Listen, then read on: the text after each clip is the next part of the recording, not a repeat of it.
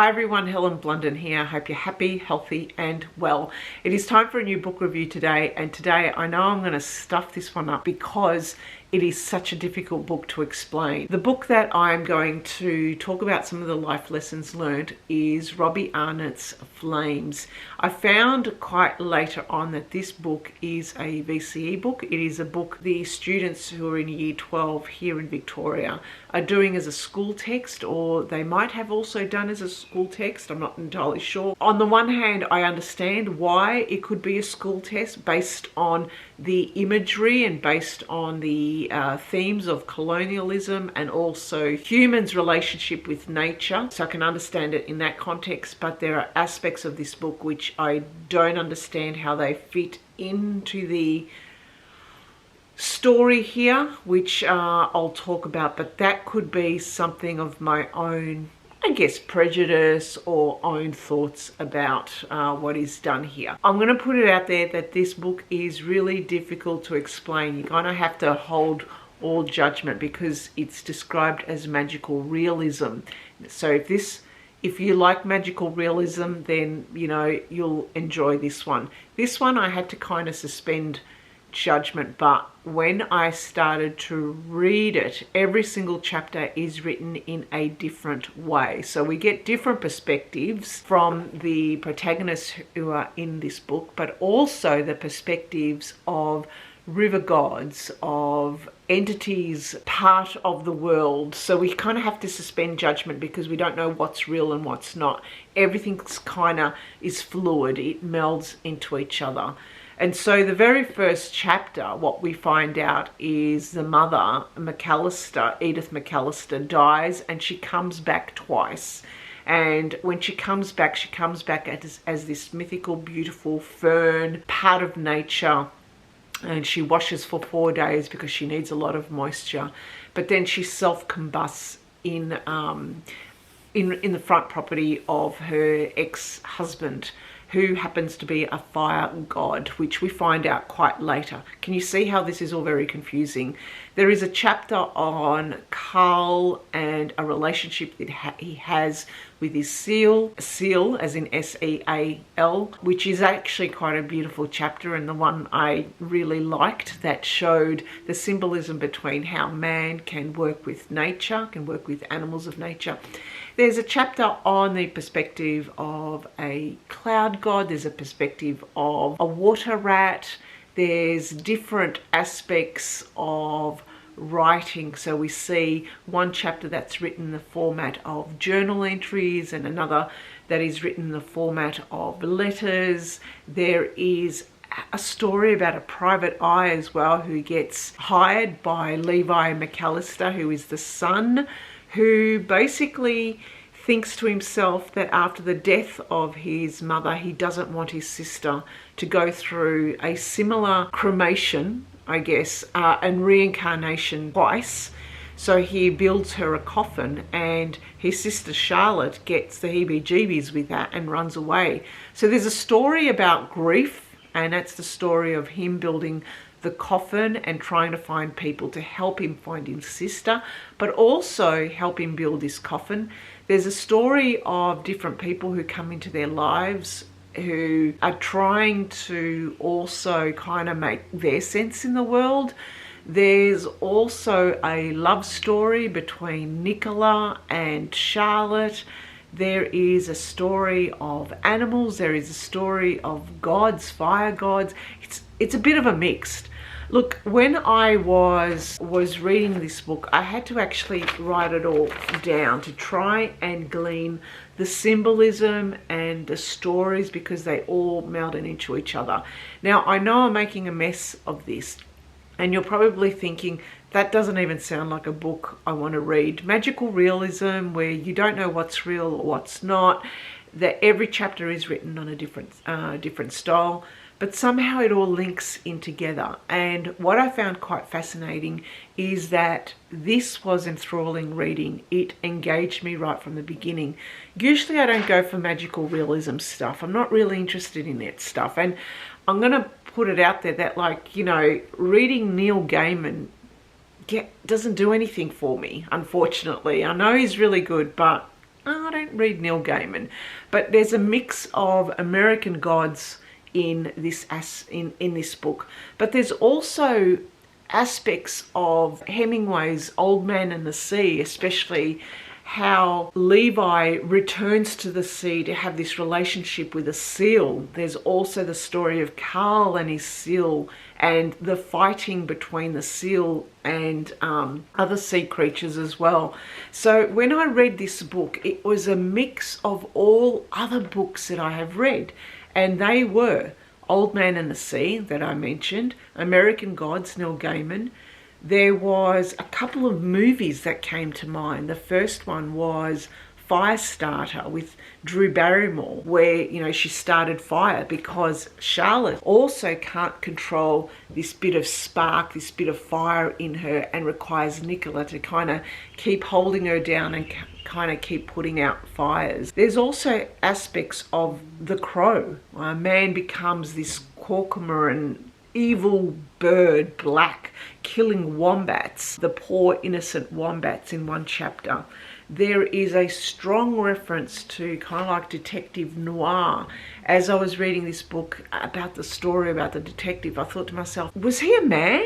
No, it was a woman. A woman was a detective. So there were elements that at times you just didn't know with the language whether the person was black, whether they were white, whether they were a god, whether they were human, whether they were female, whether they were male. It kind of all was mixed and magical. But I had this sense of she was like, for want of the better word, Columbo, the private detective. You know, Columbo in his trench coat? Yeah, but there was also an aspect of Lord of the Rings as well. You know, in Lord of the Rings, they have the ring that helps them see, you know, the future and gives them this power. It had aspects of the Lord of the Rings, but rather than a ring, it was the pelt of the water rat, which was a river god who fell in love with a cloud. Can you see how this is just not making sense? So let me just go through my notes, because seriously, this book is something that is going to get a lot of discussion.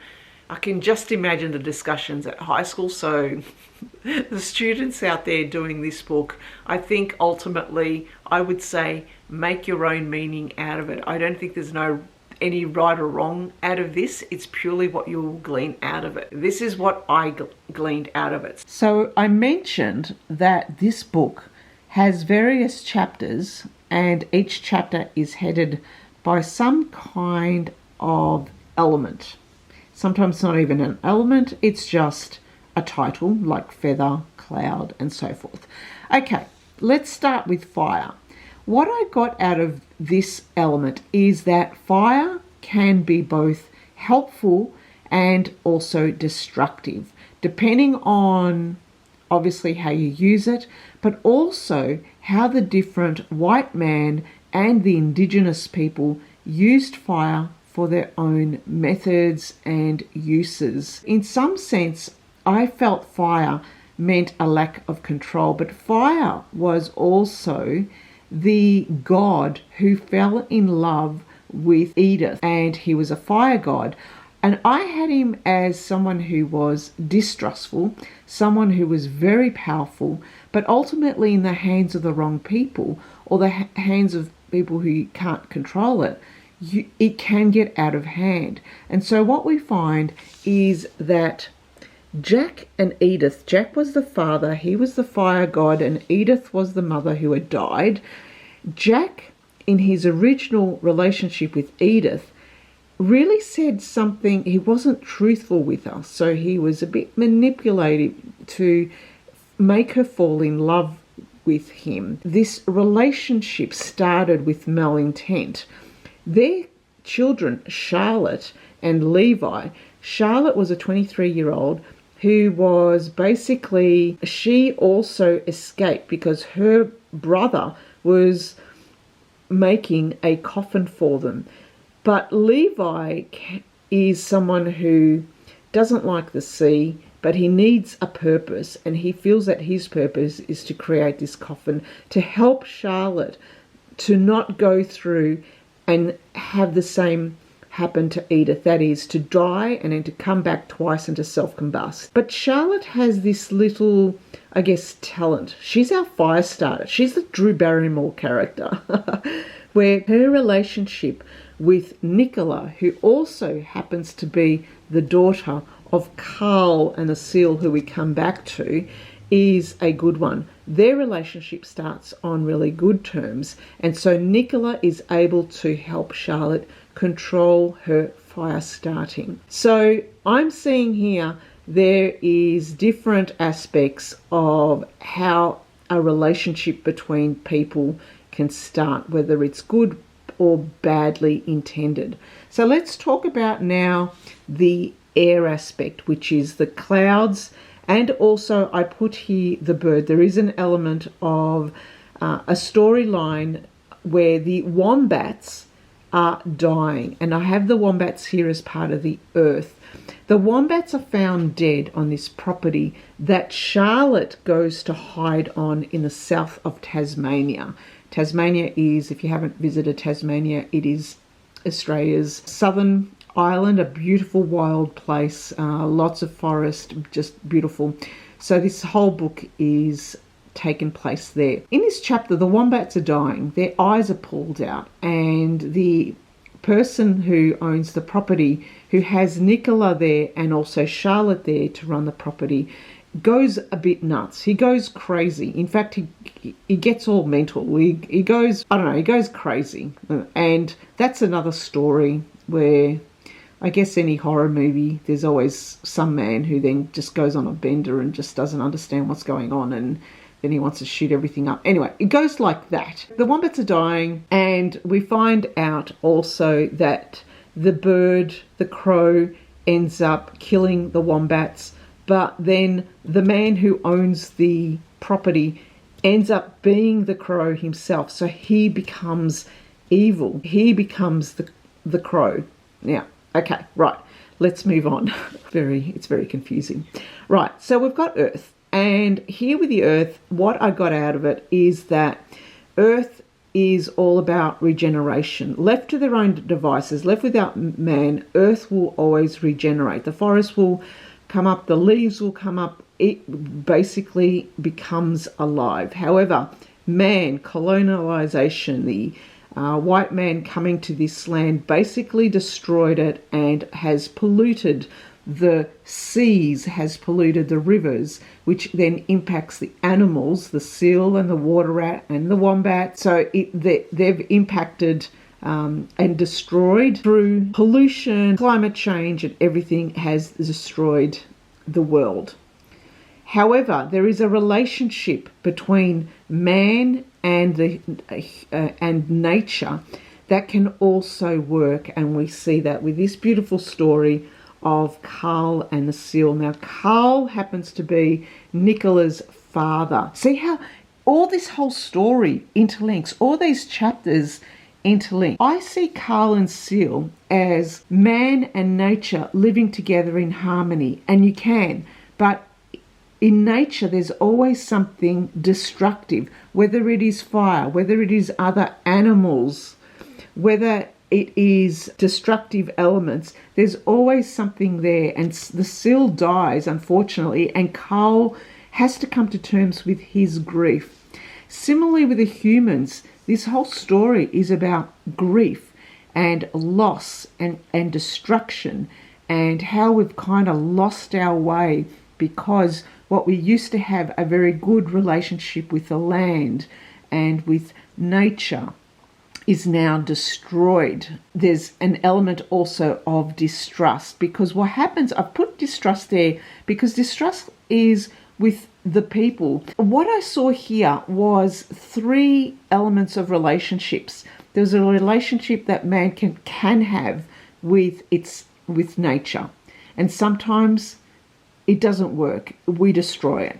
There are those who want to have a relationship with nature, and I would say I call them the sootherers.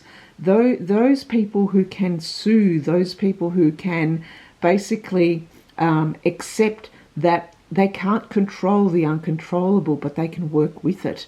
And the people that I saw there would be Nicola, the girl who also fell in love with Charlotte and who was able to put out Charlotte's fire based on trust and based on a good relationship, a respectful relationship, a one based on trust and understanding, work together. And similarly, Okinawa, who was one of the characters that Carl sold tuna to, he was someone who had a hut at Crater Lake in Tasmania where Nicola and Charlotte would hide away. I would say the character of Okinawa and Nicola kind of personify the people who really want to do good in the world, understand their place in the world, understand that they can't control nature, that you need to work with it, understand that there's some bigger being at play here, that they are only one part of the bigger picture, but that they need to soothe and control those who still haven't found their place. People like Charlotte and people like Levi, who are going through grief and trying to understand this crazy world that we're in.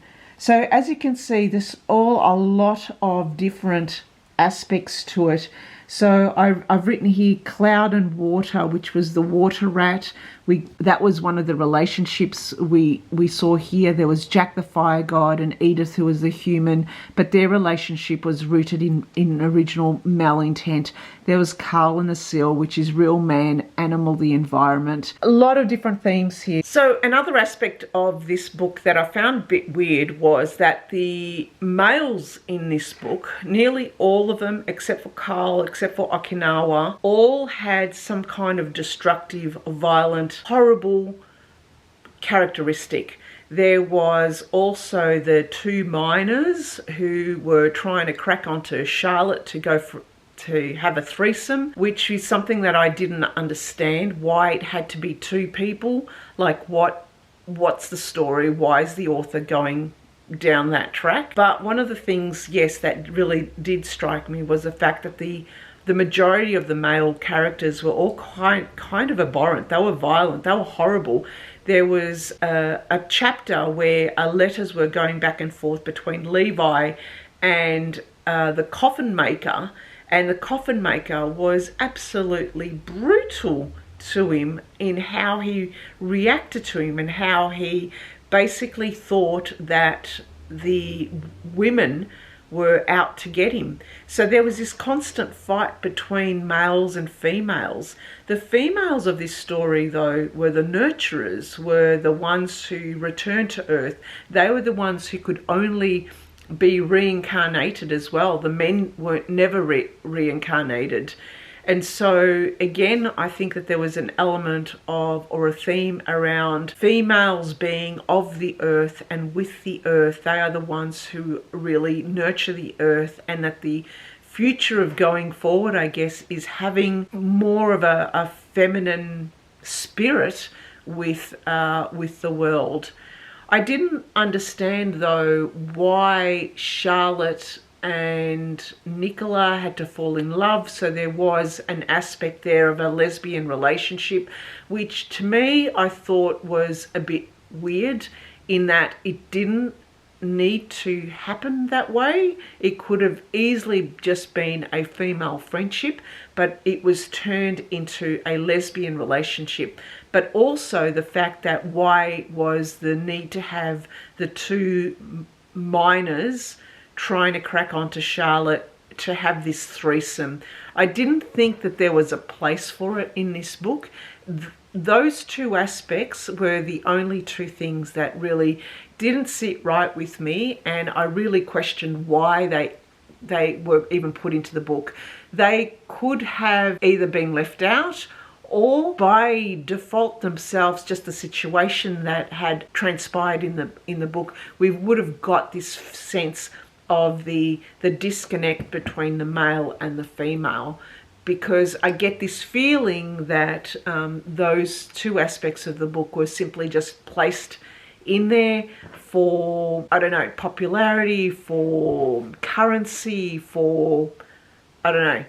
Anyway, that's just my perspective. I could be completely wrong as to how I read this book. So as you can see, there is just tons of themes in this book, and I read it. It gripped me. You have to kind of read it for yourself and then make your own judgments on it as to what you think it might mean. Every chapter was engrossing, and I think it was engrossing because it all linked to each other in the end. It all linked with regards to the gods and people, nature and people all being one, males, females, all working together, or supposedly should be working together. These different kind of relationships and how they start and how they could be started with malintent, and how grief also impacts people and also gods as well. So a bit of a mix, and I do apologize for how confusing this book might sound. If you're not someone who reads magical realism, then I would say maybe give it a miss. But if you give it a miss though, just be aware that each chapter is written in such a way that it is engrossing.